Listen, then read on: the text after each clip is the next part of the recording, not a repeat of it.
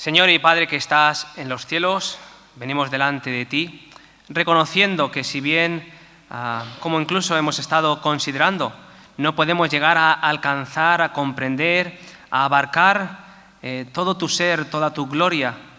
Sin embargo, Padre, venimos delante de ti reconociendo que tú eres 3 veces santo, infinitamente santo, glorioso, como tú dices en tu palabra. Toda tu gloria, los cielos y la tierra están llenos de tu gloria. Los mismos cielos de los cielos no pueden contener tu gloria. Y Padre, sin embargo, tú nos has manifestado tu gloria en tu Hijo Jesucristo.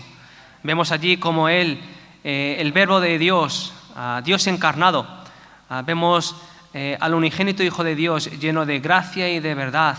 Y como dice allí el apóstol, contemplamos su gloria, gloria como del unigénito del Padre. Vemos allí, Padre, tu tremenda condescendencia para con nosotros, en la manifestación de tu amor y de tu gracia y de tu misericordia, en que si bien nosotros no somos merecedores de ni un ápice de tu gracia y de tu amor y de tu misericordia, sin embargo, te damos las gracias, Padre, y te alabamos, porque con amor infinito, con amor eterno tú nos has amado. Te alabamos, Padre, porque en esta manifestación de tu amor tú enviaste a tu Hijo a morir por nosotros en la cruz del Calvario, como también nos revelas en tu santa palabra. El Rey de Gloria fue el que dio su vida en la cruz del Calvario. Y Padre, no podemos sino ahora mismo humillarnos delante de ti, si bien por mucho que lo hagamos no es suficiente, porque tú eres infinitamente glorioso. Y sin embargo, Padre, te alabamos porque tú te agradas de nuestra alabanza, finita como es, manchada por el pecado, imperfecta.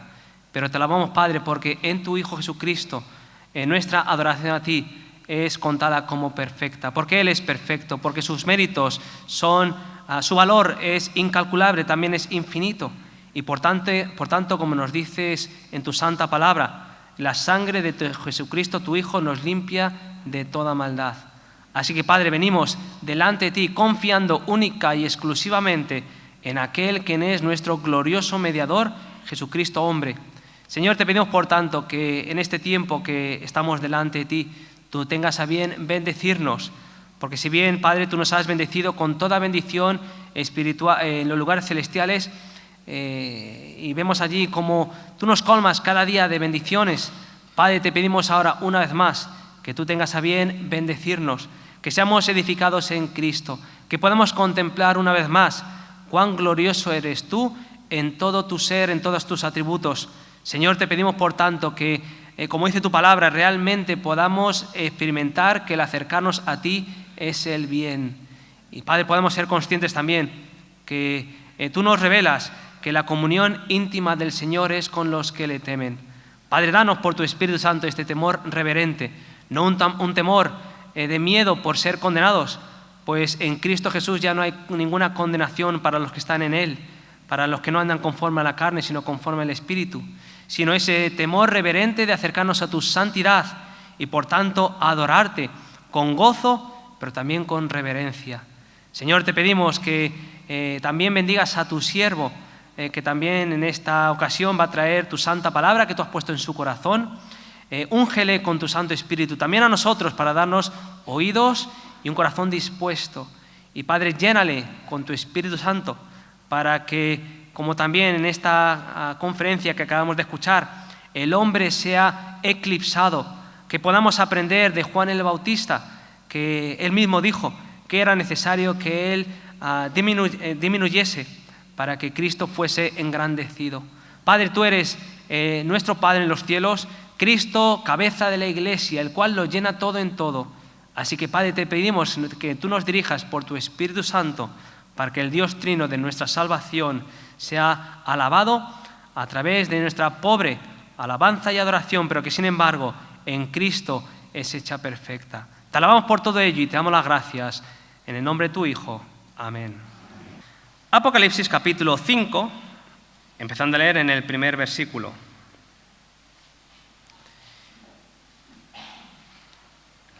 Y vi en la mano derecha del que estaba sentado en el trono un libro escrito por dentro y por fuera, sellado con 7 sellos.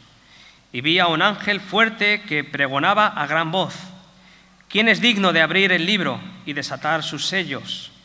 Y ninguno, ni en el cielo, ni en la tierra, ni debajo de la tierra, podía abrir el libro, ni aún mirarlo. Y lloraba yo mucho, porque no se había hallado a ninguno digno de abrir el libro, ni de leerlo, ni de mirarlo. Y uno de los ancianos me dijo: no llores, he aquí que el león de la tribu de Judá, la raíz de David, ha vencido para abrir el libro y desatar sus 7 sellos. Y miré, y vi que en medio del trono de los 4 seres vivientes y en medio de los ancianos estaba en pie un cordero como inmolado, que tenía 7 cuernos y 7 ojos, los cuales son los 7 espíritus de Dios enviados por toda la tierra. Y vino y tomó el libro de la mano derecha del que estaba sentado en el trono. Y cuando hubo tomado el libro, los 4 seres vivientes y los 24 ancianos se postraron delante del Cordero. Todos tenían arpas y copas de oro llenas de incienso, que son las oraciones de los santos. Y cantaban un nuevo cántico diciendo: digno eres de tomar el libro y de abrir sus sellos, porque tú fuiste inmolado, y con tu sangre nos has redimido para Dios de todo linaje y lengua y pueblo y nación. Y nos has hecho para nuestro Dios reyes y sacerdotes, y reinaremos sobre la tierra. Y miré y oí la voz de muchos ángeles alrededor del trono, y de los seres vivientes, y de los ancianos, y su número era millones de millones, que decían a gran voz: el Cordero que fue inmolado es digno de tomar el poder, las riquezas, la sabiduría, la fortaleza, la honra, la gloria y la alabanza. Y a todo lo creado que está en el cielo y sobre la tierra y debajo de la tierra y en el mar, y a todas las cosas que en ellos hay, oí decir: al que está sentado en el trono y al Cordero sea la alabanza, la honra, la gloria y el poder por los siglos de los siglos. Los 4 seres vivientes decían: amén. Y los 24 ancianos se postraron sobre sus rostros y adoraron al que vive por los siglos de los siglos. Amén. En estos días estamos considerando el tema del eclipse de Dios en esta generación. Y como nos ha recordado nuestro hermano Nicolás Tranchini esta mañana, tenemos que considerar también el eclipse en nuestras propias vidas, porque muchas veces nosotros ocultamos la gloria de Dios. Hay un eclipse en nuestras almas.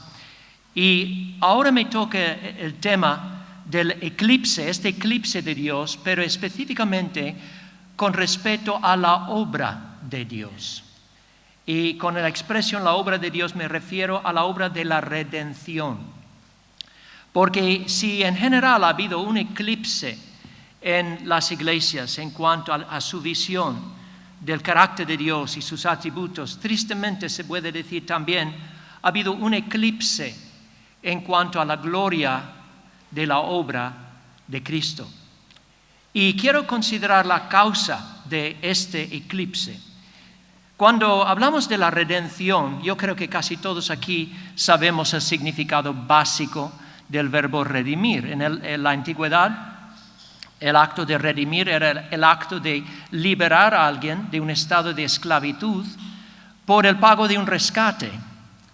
Y cuando la Biblia habla de la obra de redención que Dios hace, es esa gran obra, esa obra maravillosa de rescatarnos a nosotros de este estado de esclavitud al pecado en el que nos encontramos por naturaleza. Dios nos saca del pecado, nos saca del dominio del pecado, de las consecuencias del pecado, por el pago de un rescate, y es la sangre de su Hijo.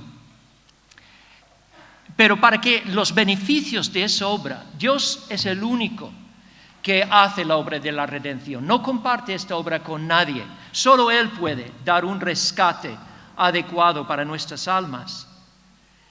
Pero para que estos beneficios, los beneficios de la obra de Cristo lleguen a nuestros corazones, tenemos que escuchar las buenas noticias de lo que Dios ha hecho. Esto es lo que Pablo llama la palabra de la cruz, que es para los que se pierden locura, pero para que nosotros los que nos salvamos es la sabiduría de Dios, la palabra de la cruz.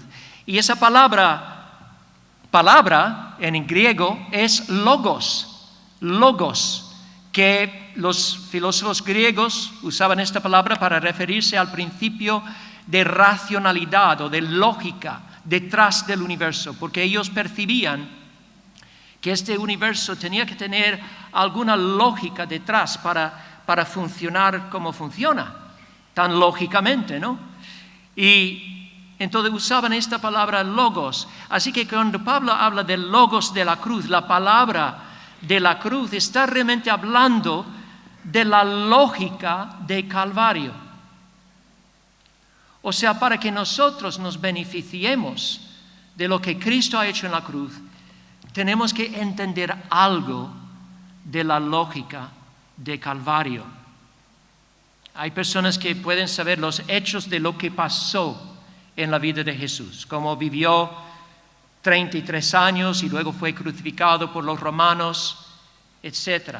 Incluso hay personas que creen que resucitó, pero nunca han comprendido la lógica de Calvario, lo que Dios estaba haciendo en su Hijo. Así que tenemos que entender esto. Y yo creo que la razón principal por la que hay un declive hoy en día en cuanto a la obra de Dios en la redención es que en demasiadas iglesias hay un olvido de la lógica de Calvario. Simplemente no se predica el Evangelio. Otros temas toman prioridad, temas de psicología, temas como cómo podemos vivir con éxito en este mundo, cómo podemos reclamar todas las bendiciones terrenales que queremos, de buena salud y de prosperidad material. Y se olvida de la cruz. O puede que en la confesión doctrinal de la Iglesia sale un artículo sobre la cruz, pero no es el corazón, no es el centro de la predicación. Así que para ver la gloria de la cruz, y esto va a ser el punto clave de mi mensaje, para ver la gloria de la cruz, tenemos que ver en primer lugar la gloria de aquel que fue colgado en la cruz hace tantos años.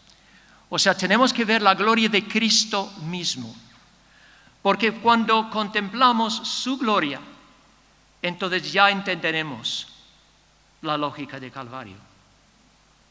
Así que para contemplar su gloria no hay mejor sitio para ir que a la esfera celestial. Así que acompáñenme, vamos a ir al cielo ahora, examinando Apocalipsis 5.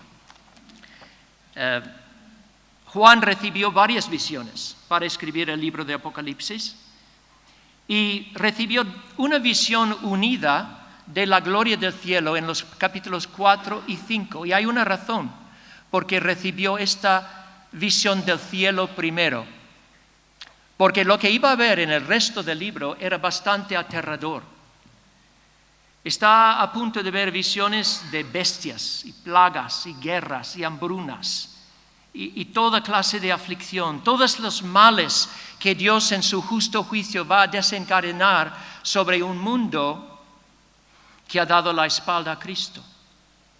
Y Juan va a ver en estas visiones que hay un patrón que se repite en la historia, que una y otra vez las fuerzas anticristianas van a levantar en contra de la iglesia y perseguir la iglesia, y luego Dios va a intervenir y Dios va a juzgar. Así que lo que va a ver Juan es bastante abrumador.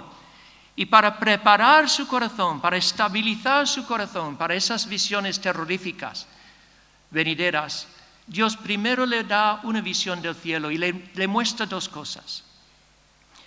Primero le da una visión de la gloria de Dios mismo sentado sobre su trono.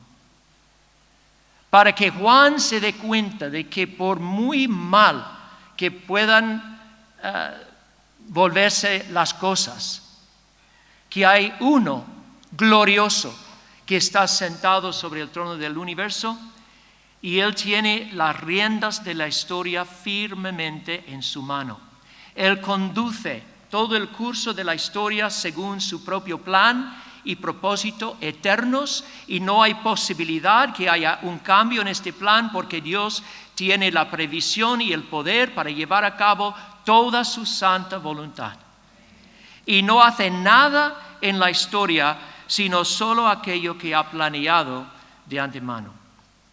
Entonces, primero le da a Juan esta visión de Dios, pero luego, para consolar su corazón aún más, le da una visión de aquel que ha muerto en la cruz y que ahora ha sido exaltado a la gloria del cielo, aquel que va a ser el ejecutor de la voluntad de Dios. Así que vamos a considerar primero lo que Juan vio en los versículos 1 a 7 y luego lo que oyó en los versículos 8 al 14. Juan es levantado al cielo en el capítulo 4. Una voz le dice, he aquí, dijo, sube acá y yo te mostraré las cosas que sucederán después de estas. El capítulo 4, versículo 2. Y al instante yo estaba en espíritu y aquí un trono establecido en el cielo y en el trono uno sentado. Está en la mismísima presencia de Dios. Pero ahora ve algo en la mano de Dios, en la diestra de Dios. La Reina Valera dice que es un libro, pero realmente se trata de un pergamino, un rollo muy, muy sagrado. ¿Y por qué sabemos que es sagrado? Porque no cualquiera puede abrirlo. Como vamos a ver, este rollo es tan sagrado que ninguna criatura bajo el cielo o en el cielo o bajo la tierra puede abrir este rollo. Y entonces, ¿qué es este pergamino? ¿Por qué hay escritura en ambos lados? Porque el texto dice aquí que el que estaba en el trono tenía en su derecha un libro escrito, un pergamino, escrito por dentro y por fuera, sellado con 7 sellos. ¿Por qué está escrito en ambos lados y por qué está sellado con 7 sellos? Pues yo creo que lo que vemos aquí tenemos que tener en cuenta, esta es literatura apocalíptica. Entonces estamos viendo el cielo, pero no es una visión literal del cielo. No es que Dios está literalmente con un rollo en su mano o que Cristo literalmente tenga 7 cuernos. Es una visión simbólica. Dios está dando a Juan esta visión para transmitir verdades acerca de lo que está en el cielo, que está más allá de nuestra vista. Pero estos símbolos transmiten verdades preciosas. Entonces, ¿qué es este rollo? Yo creo que estamos viendo aquí la representación visible de lo que el Antiguo Testamento llama el decreto de Dios o el consejo de Dios. Como dije antes, Dios no hace nada en la historia sino aquello que ha planeado hacer desde toda la eternidad. Y esto es su decreto. Y la Biblia lo enseña con claridad. Por ejemplo, en Hechos 15, 9 leemos, conocidas por Dios son todas sus obras desde el principio del mundo. Ya conoce todo. Nada le va a coger de sorpresa. Nada le va a coger desprevenido. O como Dios dice a través del profeta Isaías, yo soy Dios y no hay otro Dios. Yo soy Dios y nada hay semejante a mí, que anuncio lo por venir desde el principio y desde la antigüedad lo que aún no era hecho, que digo, mi consejo permanecerá, haré todo lo que quiero, que llamo desde el oriente al ave y de tierra lejana al varón de mi consejo, yo hablé y lo haré venir, lo he pensado y también lo haré.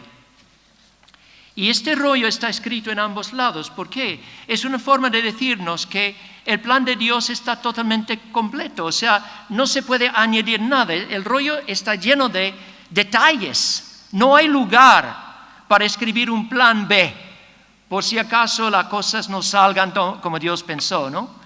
Pero es que, como dije antes, no hay razón para un plan B. Dios prevé todo. Dios tiene poder para llevar a cabo su voluntad. Pero el rollo está sellado con 7 sellos. Y esto habla del carácter secreto de los planes de Dios. Ningún ser humano, por mucho que se esfuerce, puede descubrir de antemano los planes de Dios. A lo mejor si Dios revela a un profeta, sí puede predecir de antemano, pero el hombre por sí solo nunca va a saber qué está en los planes de Dios. Este es un secreto en la mente de Dios. No podemos ir a la mente de Dios y abrirlo como un ladrón abre una caja fuerte para sacar joyas raras de ahí. No, la mente de Dios solo Dios conoce. Pero tiene este rollo que representa su plan y tiene el poder para entregar ese rollo en mano de uno digno de abrirlo. Y esto nos lleva a la segunda cosa que Juan ve, que es un ángel poderoso. Dice, vi un ángel fuerte que pregonaba a gran voz: ¿quién es digno de abrir el libro y desatar sus sellos? Dice un poderoso ángel por causa de su voz. Tiene una voz tan fuerte que se oye en el cielo y en la tierra, todo el mundo, y bajo la tierra. Está dirigiendo una pregunta a toda la creación. Está diciendo, Dios tiene sus planes, pero esos planes tienen que ser ejecutados. Todo está escrito en su rollo. Ahora, ¿quién es digno para abrirlo? Que se presente ahora. ¿Y qué es lo que Juan oye? Un silencio ensordecedor. Porque en todo el universo no hay ninguno digno. Digno en el sentido de ser puro, excelente, santo. Nadie, ninguna criatura. Los cielos no son puros a los ojos de nuestro Dios. ¿Cómo puede una criatura, y aún más una criatura caída como nosotros, tener la dignidad para abrir el rollo, el pergamino de Dios? Es imposible. Pero Juan ve lo que está en juego. Si no hay un ejecutor de la voluntad de Dios, los planes de Dios no pueden avanzar. Es como, por ejemplo, un testamento final, ¿no? de un difunto. Este difunto ha dado una herencia a muchos de sus parientes, pero hace falta un ejecutor del testamento para que se pueda hacer la distribución de los bienes. Y es así con este rollo. Para que se abra el rollo, para que se desate los sellos, se necesita un ejecutor. Y Juan mira el mundo, mira el caos que es ese mundo, cómo el mal corre desenfrenado, cómo la iglesia está perseguida, afligida, con herejías por dentro y persecuciones por fuera. Y ve que hay una gran necesidad de que Dios comience ya a poner en marcha sus planes, para que pueda ejecutar los juicios, para que pueda liberar a su pueblo de opresión, para que el reino de Dios pueda venir en toda su gloria. Pero si no hay un ejecutor digno, todo está perdido. La historia no puede avanzar. La iglesia no puede ir adelante.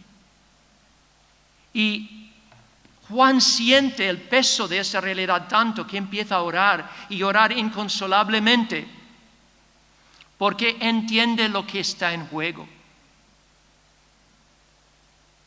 Pero no llora mucho, porque de repente oye una voz con buenas noticias, y es la voz de un anciano.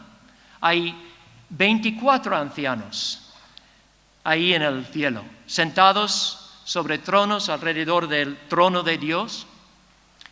Y los comentaristas tienen sus diferentes opiniones sobre la identidad de estos ancianos, Pero a mí me llama mucho el número 24, porque 24 es la suma de 12 más 12. Y eso me hace pensar en el pueblo de Dios. Israel estaba dividido en 12 tribus, descendidas de los 12 hijos de Jacob. La iglesia está fundada sobre la enseñanza de los 12 apóstoles. Y entonces 12 más 12 es una representación, en mi opinión, del pueblo de Dios, de todos los tiempos, representados por sus líderes, por los ancianos, porque es la tarea de los ancianos señalar la dignidad, no de ellos mismos, porque no somos dignos. Es su tarea señalar la dignidad del único que es digno. Y esto es lo que dice este anciano a Juan para secar sus lágrimas. No llores. He aquí que el león de la tribu de Judá, la raíz de David, ha vencido para abrir el libro y desatar sus 7 sellos. Qué buenas noticias. Y estoy seguro que enseguida Juan dejó de llorar, porque oyó acerca de uno que había ya triunfado sobre las fuerzas del mal. Pero qué descripción más asombrosa.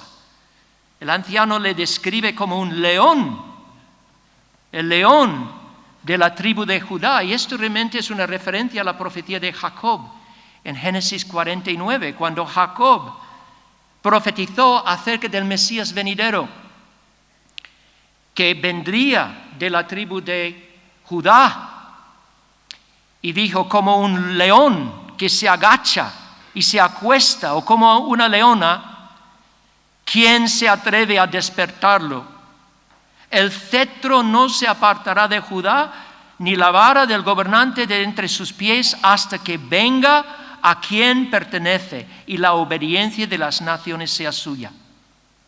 O sea, aquí en Génesis ya vemos una profecía clara de la gloria, el carácter fuerte del Mesías venidero. Y es como un león en su fuerza, feroz en su poder para conquistar a sus enemigos, el que hace todo el mundo temblar ante su grandeza. Este es nuestro Salvador, es el león de Judá. Pero además, el anciano le describe como la raíz de David. La raíz de David es una descripción sorprendente porque históricamente Jesús vino de David y no al revés. Jesús fue el hijo de David, nació de la descendencia de David. Pero aquí se describe como la raíz de David, aquel de quien brota David. Y hay una sola explicación y tiene que ver con la encarnación y la preexistencia de nuestro Salvador en el cielo desde toda la eternidad. Él es la raíz de David porque en su naturaleza divina no tiene principio y no tiene fin. David brota de él, pero según su humanidad, Jesús desciende de David y por eso él se describe a sí mismo en Apocalipsis 22 y versículo 16.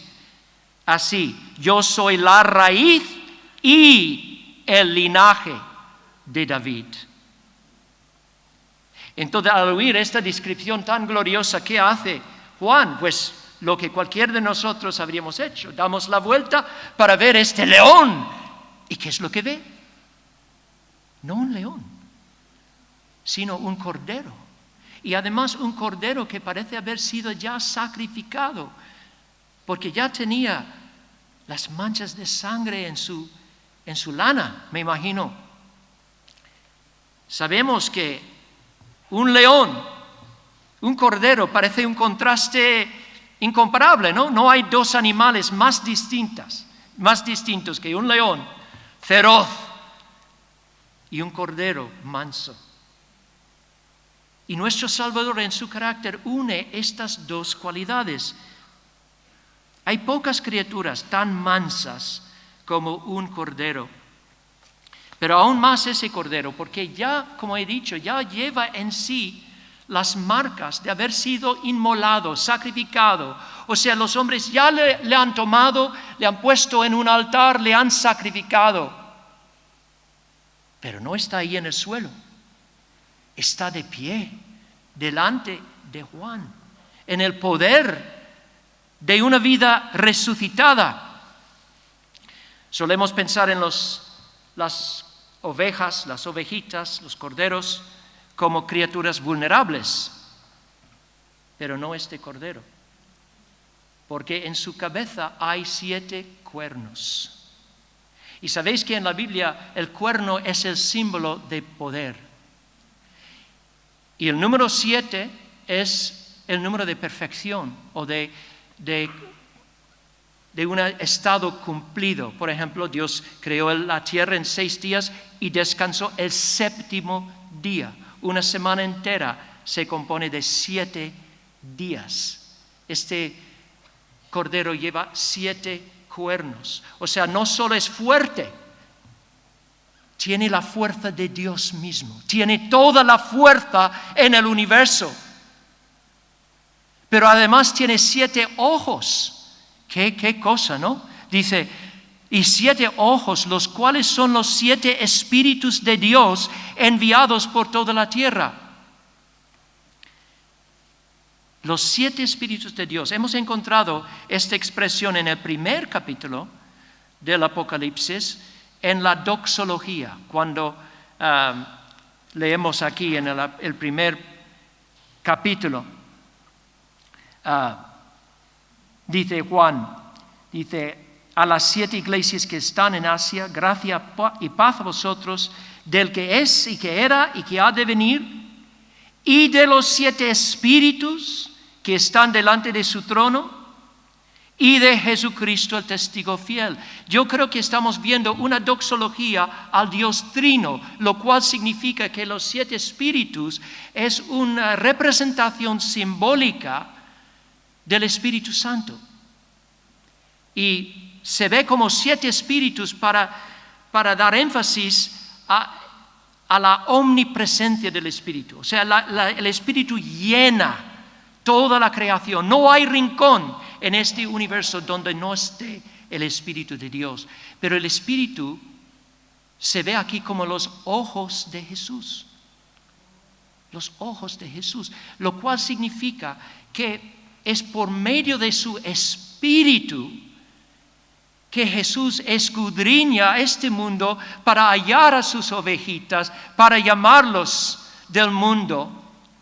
O sea, el Espíritu es la presencia activa de Cristo en este mundo. Cristo llama a los suyos por medio del Espíritu.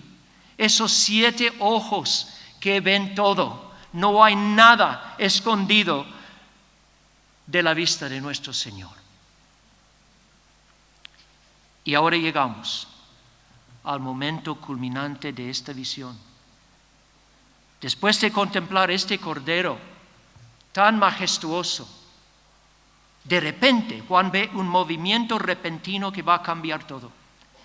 Porque en el versículo 7 leemos, y vino y tomó el libro de la mano derecha del que estaba sentado en el trono. Imaginad la escena. Estamos en la corte del cielo. El trono de Dios está en medio de esta corte. Y hay varias figuras que asisten al trono.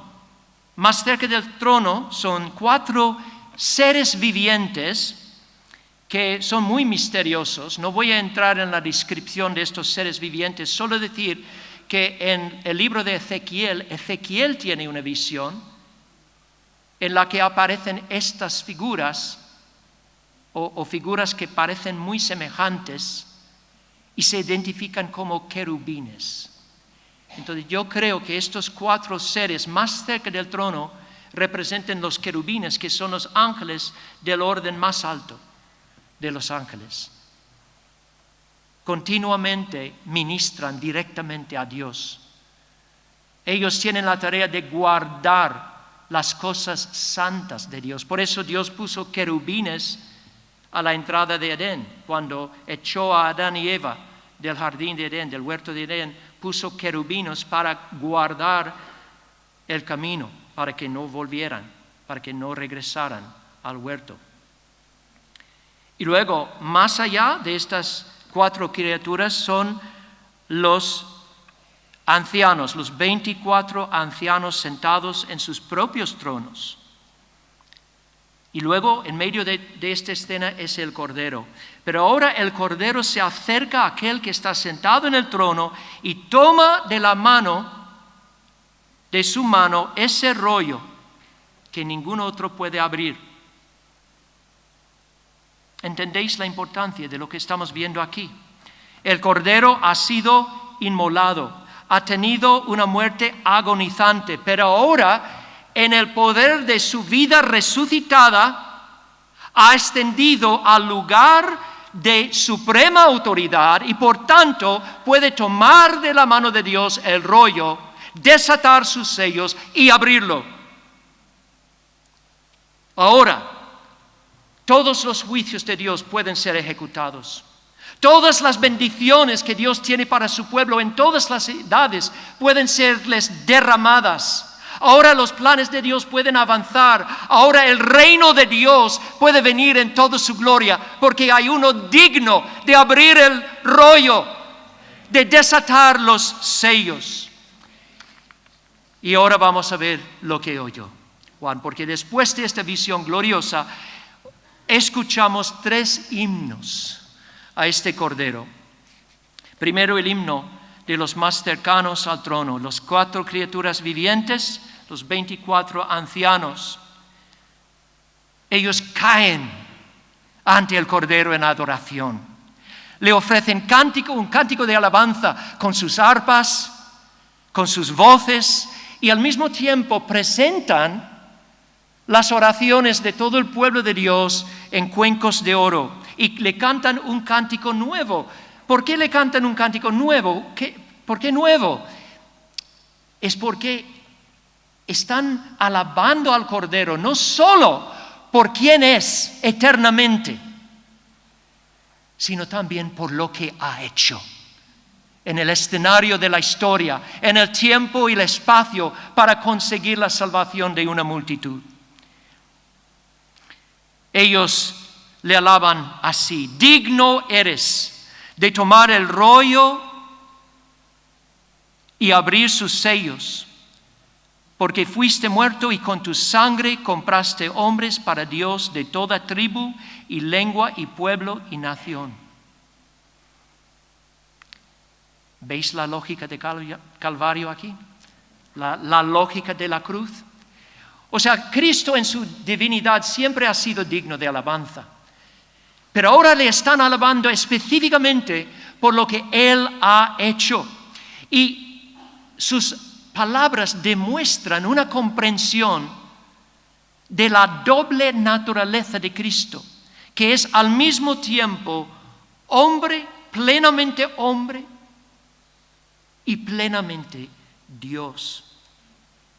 Está claro que Cristo es hombre porque hablan de su sangre. Dice: con tu sangre compraste hombres para Dios. Los ángeles no sangran. Dios en su eterna naturaleza divina, eterna, no sangra. Los hombres sangran. Entonces, el hecho de que el Cordero ha redimido una multitud con su propia sangre demuestra que asumió verdaderamente una naturaleza humana, igual que la nuestra, en todo, con una sola diferencia: que no había en él ninguna mancha del pecado. No pecó nunca en toda su vida. Su muerte fue una muerte gloriosa por esta razón. Porque todo lo que sufrió Jesús por nosotros lo sufrió en una naturaleza humana como nuestra. Y cuando consideramos lo que sufrió, parece increíble que una naturaleza humana podría soportar ese sufrimiento. Estamos hablando de los pecados del mundo. ¿Habéis hecho un vistazo al mundo últimamente? ¿Has hecho un vistazo a tu propio corazón? Y Cristo en su humanidad soportó la carga de toda la culpa y toda la maldad, de todos los pecados que se hacen en este mundo, para morir bajo esta carga, para conseguir la salvación de una multitud de personas. Estaba predicando hace poco sobre el arca de Noé y me llamó la atención de que cuando Noé y su familia entraron en el arca, pues dice que Dios mismo cerró la puerta del arca.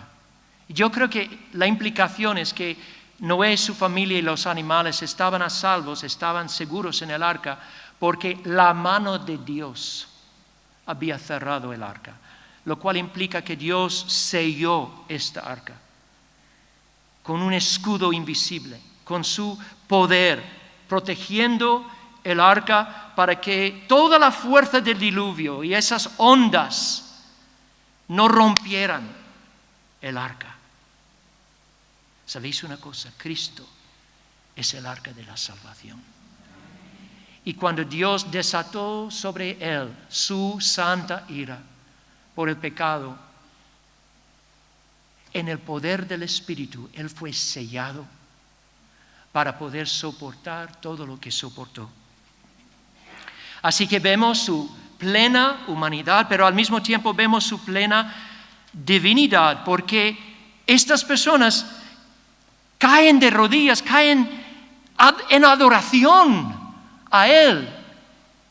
Más adelante en el libro de Apocalipsis, cuando Juan mismo cae ante un ángel, el ángel le reprende y dice: no lo hagas.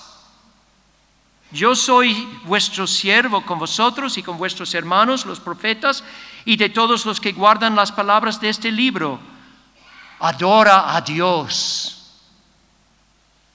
Y aquí vemos al Cordero recibiendo la alabanza y la adoración de estos 4 seres vivientes y de estos 24 ancianos, lo cual demuestra de forma concluyente que Él es Dios. Porque si no fuera Dios, sería una blasfemia recibir adoración. Así que vemos su naturaleza humana y su naturaleza divina. Y su naturaleza divina también arroja luz sobre la gloria de su obra. Porque es la naturaleza divina de Cristo que demuestra la profundidad del amor que había en el corazón de Cristo para sufrir lo que sufrió. Un amor condescendiente. No nos olvidemos de una cosa muy importante, hermanos, es que Cristo no tenía que morir por nadie. Él es Dios eternamente. Él no estaba obligado a dar su vida por nadie. Y si lo hizo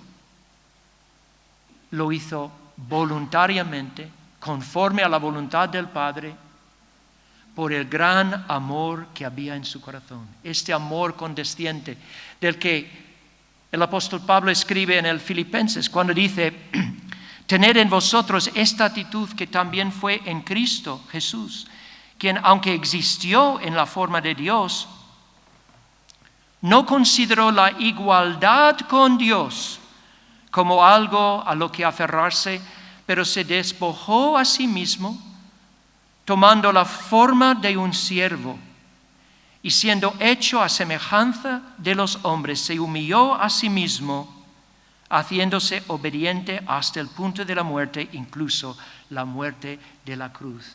Lo que motivó a Cristo en la eternidad para asumir las prendas de nuestra humanidad y bajar a la tierra y bajar aún más al pozo más profundo de miseria, fue esta actitud humilde, este amor condescendiente, esta disposición que había en él para invertir toda la gloria de sus atributos divinos en el rescate de una compañía de personas ingratas, indignas.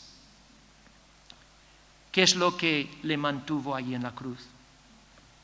No fueron los clavos. Él podría haber llamado a millares de ángeles para venir a rescatarlo. ¿Qué es lo que capacitó para quedarse ahí en los momentos más terribles de su pasión, cuando habría sido tan fácil bajar de la cruz? Hermanos, fue por amor que se quedó ahí. Su amor por su Padre, su amor por nosotros, su amor por la gloriosa visión de gozo, el gozo que vendría después. Porque sí, Él fue sostenido en su sufrimiento por la visión de un gozo venidero. Él sabía que su sufrimiento, por medio de sus sufrimientos, Él rescataría una multitud de personas, de toda tribu, lengua, nación, para estar con Él en la gloria eterna. Así que su naturaleza divina nos revela el amor detrás de la cruz. Nos revela el valor que tiene su muerte. Tiene un valor infinito. Como nuestro hermano Nico ha dicho en esta mañana, nosotros adoramos un Dios infinito. Es un Dios infinito en todo y sobre todo en su valor. Es un Dios cuya dignidad es infinita. Y es el valor infinito de su propia naturaleza divina lo que le dio a la muerte un valor infinito para ser la base de la redención de una gran muchedumbre de personas. Su divinidad también nos revela la eficacia de su muerte. ¿O piensas tú que un cordero tan digno, tan glorioso, tan majestuoso, podría morir y no recibir ninguna recompensa de su obra? Ni pensarlo. Si Dios le envió a su Hijo a morir en la cruz, es porque en la cruz, en el mismo acto de entregar su vida por pecadores, Él consiguió su premio. Él consiguió la redención de una multitud de personas de todo el mundo. Yo creo que implícitamente vemos en el versículo 9, cuando dice aquí, dice: con tu sangre nos has redimido para Dios de todo linaje y lengua y pueblo y nación. Está claro que hay un carácter definido, particular a esa obra de redención. Cristo ha conseguido de hecho un pueblo para ser su esposa, su rebaño, su gran galardón. Y no hay posibilidad de que ellos mueran. Si el pastor, el gran pastor, ha dado su vida por las ovejas, ninguna de las ovejas va a quedar en el vientre del lobo. Él ha rescatado un pueblo y ha exaltado este pueblo, dice, y nos ha hecho para Dios, nuestro Dios, reyes y sacerdotes, y reinaremos sobre la tierra.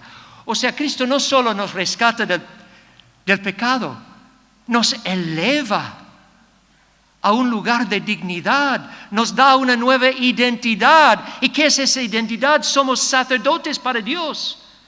Podemos interceder el uno por el otro, por nuestros vecinos, por nuestros familiares. Nos ha hecho reyes. Cuando Adán y Eva pecaron en el huerto de Edén, perdieron en cierta manera el dominio que Dios les había dado. El Señor les había creado a su imagen para reinar sobre la tierra, para sojuzgar la tierra. Pero por causa del pecado el hombre ha quedado siervo y esclavo de la criatura. Pero en Cristo esto es puesto al revés. Ahora nos ha hecho reyes para reinar con Él. Y algún día en una nueva tierra reinaremos para siempre con Él.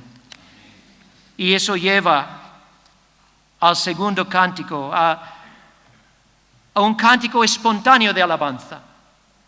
Los ángeles, incontables multitudes de ángeles, atribuyen todo poder y riqueza y sabiduría y fortaleza y honra y gloria y alabanza al Cordero que fue inmolado. Y luego uniéndose a ellos, toda criatura en el cielo y en la tierra y debajo de la tierra, en el mar, todos ellos con corazones y voces unidos, cantando alabanza, como leemos aquí, cantando alabanza al Dios y al Cordero. Y hermanos, vuelvo a repetir que vemos aquí claramente la igual dignidad del Padre y del Hijo. No vemos aquí ninguna adoración idolátrica, como si Cristo fuera un Dios menor y le alabamos, y otro Dios mayor que es el creador de todos. No, Dios dice claramente, no hay ninguno semejante a mí, así que los dos son uno. Un solo Dios en tres personas. Adoramos al único Dios verdadero según su carácter como el Dios trino, el Dios glorioso. Ahora, para terminar, quiero sacar unas conclusiones de lo que hemos visto en esta mañana. Y vuelvo a decir que el punto principal de mi mensaje es esto, que nuestra visión de la obra de Cristo va estrechamente vinculada a nuestra visión de su persona.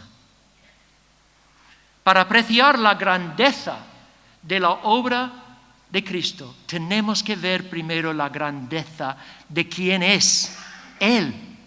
¿Quién es esta persona que murió en la cruz? Si no vemos la gloria del crucificado, no vamos a ver la gloria de su obra. Y sabes una cosa, si echas un vistazo a la historia, cuando Satanás ha querido atacar la obra de Dios en redención y ocultar la gloria de la cruz, empieza atacando a la persona de Cristo, negando o su plena humanidad o su plena deidad. Pienso, por ejemplo, en la herejía del docetismo, en la iglesia primitiva, ¿no? Los docetistas decían que Jesús era un ser divino, espiritual, pero que en realidad no tenía un cuerpo humano. Su cuerpo era una especie de espejismo, una especie de holograma. ¿Y por qué decían eso? Porque tenían este pensamiento pagano de pensar. Los paganos creían que el espíritu es puro, la materia es incorregiblemente impuro. Entonces los dos no pueden unirse. No se puede unir espíritu y materia, por lo cual Dios no puede hacerse hombre. Dios no puede asumir una naturaleza humana como la nuestra. Pero veis, si niegas la humanidad de Cristo, niegas su obra. Un holograma no puede sufrir. Un espejismo no puede sangrar. Pero luego, lo contrario también es verdad. Si niegas la deidad de Cristo, al final acabas negando su obra. Y eso fue el error de Arrio en el siglo IV. Decía, oh Cristo, sí, es un ser sublime, es el mayor de los ángeles, la primera creación de Dios. Lo mismo que dicen los testigos de Jehová hoy en día. Pero negó la plena deidad de Cristo. ¿Y qué pasa? Al final niegas la redención. Ni tengo que hablar del Islam, ¿no? Y cómo niega la deidad de Cristo. Para el musulmán, Jesús es un profeta. Es alguien que debemos honrar. Alguien muy digno de honor. Incluso creen los musulmanes que Jesús volverá del cielo para juzgar al mundo, curiosamente. Pero no redime, porque no es Dios. Triste. ¿Ves? Que solamente uno que es Dios y hombre al mismo tiempo puede redimir, puede suplir nuestra necesidad. Y tanto el docetismo como el arrianismo, como el Islam, por negar la persona de Jesús, acaban negando su obra. En siglos más recientes, la gloria de la persona de Cristo ha sido eclipsada por otro factor, y es el racionalismo humano. Y eso viene a raíz de la Ilustración, o sea, la llamada Edad de la Razón. O sea, en esa época de la historia, muchos de los intelectuales empezaron a dudar de la deidad de Cristo y florecieron filosofías como el unitarismo y otras formas de pensar que por un lado quieren reverenciar o honrar a la figura de Jesucristo, pero al mismo tiempo niegan su plena deidad. Dicen que Jesús era un hombre muy lleno de Dios, un hombre adelantado a su tiempo, pero no creen lo que la Biblia dice acerca de él. Niegan la encarnación, niegan que él sea Dios al mismo tiempo que es hombre. Y por lo cual dicen que sus enseñanzas tampoco son totalmente fiables. Sus enseñanzas están sujetas a 1000 errores, porque después de todo, dicen ellos, Jesús era un hombre de su tiempo. Entonces no podemos esperar que su propia enseñanza supere los errores de su tiempo. Las ideas primitivas y falsas y supersticiosas de los judíos del primer siglo. Pero al decir eso, ignoran completamente las palabras de Jesús acerca de su enseñanza. Por ejemplo, cuando él dijo en Juan 7:16, mi enseñanza no es mía, sino del que me envió. Ignoran el hecho de que Jesús se presenta en la Biblia no como un hombre de su tiempo, sino como el hombre que bajó del cielo, con un mensaje del cielo para los hombres. El Jesús de los racionalistas no es el Jesús de la Biblia. No es el león de Judá que vemos aquí. No es la raíz de David. No es el Cordero crucificado y resucitado ante quien tenemos que caer en adoración y alabanza. Hermanos, cuando nuestra visión de Cristo queda pequeña, nuestro celo por el evangelismo será pequeño. Porque si no vemos la gloria de la persona de Jesús, tampoco veremos la gloria de su obra redentora. Por lo cual no tendremos ningún mensaje glorioso para llevar a las naciones. Si lo único que podemos decir de Jesús fue un gran hombre que enseñó unas enseñanzas éticas muy buenas, si sigues estos caminos serás una mejor persona, pues mejor no ir. Hay muchas filosofías que dicen lo mismo. No, hermanos, tenemos un mensaje glorioso de un Dios que nos amó tanto, que bajó a esta tierra, que entró en nuestra miseria y luego fue más allá y entró en una miseria que ninguno de nosotros jamás experimentaremos, porque murió por nuestros pecados en la cruz y resucitó gloriosamente Oh hermanos, ¿entendéis el poder que hay en la sangre que fue derramada aquel día en Palestina? Por esa sangre fuimos redimidos. Por esa sangre se nos ha concedido el don de fe. Pero es además, por su sangre derramada, Jesús consiguió el derecho de derramar sobre nosotros todas las bendiciones que vamos a recibir de aquí en adelante para toda la eternidad. Consiguió para nosotros el derecho de estar con Él en el cielo. Nuestro llamado a la vida eterna, cada bendición que hemos recibido y que recibiremos, todo se nos vendrá gracias al poder de la sangre, y ese poder jamás fallará. Y cuando vemos el poder que hay en esta sangre, no podemos responder en otra manera que caer sobre nuestros rostros, como hicieron estos seres en el cielo, y adorar a Él. ¿Por qué? Porque Dios ha iluminado nuestros corazones para ver esa gloria. Como estaban diciendo los otros dos hermanos, ¿no? El mayor problema que tenemos nosotros es que tendemos a ocultar la gloria de Cristo. Debemos orar: Señor, quítame a mí de en medio, para que Cristo, su gloria, pueda verse. Y sabes una cosa, eso puede ocurrir en nuestras vidas porque Dios ha alumbrado nuestros corazones para ver su gloria. Como leemos en 2 de Corintios 5 o 2 de Corintios 4, dice: Dios, que mandó que de las tinieblas resplandeciese la luz, es el que resplandeció en nuestros corazones para iluminación del conocimiento de la gloria de Dios en la faz de Jesucristo. Hermanos, si Dios ha iluminado tu corazón para ver la gloria de este Salvador, tienes un gran mensaje para llevar al mundo. Y tienes dentro de ti, el poder para dar a conocer a otros este mensaje, para que ellos también vean la luz del mundo, que vean a Cristo en su gloria.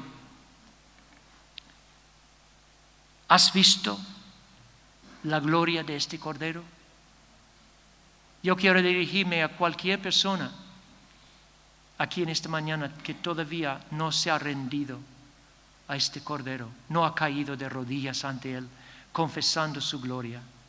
Oh, que el Señor obre en tu corazón para que veas la gloria de este Salvador de quien te estoy hablando. Este Salvador que te puede dar vida eterna, que puede borrar todos tus pecados, no importa tu trasfondo, no importa el montón de pecados que puedes tener en tu pasado.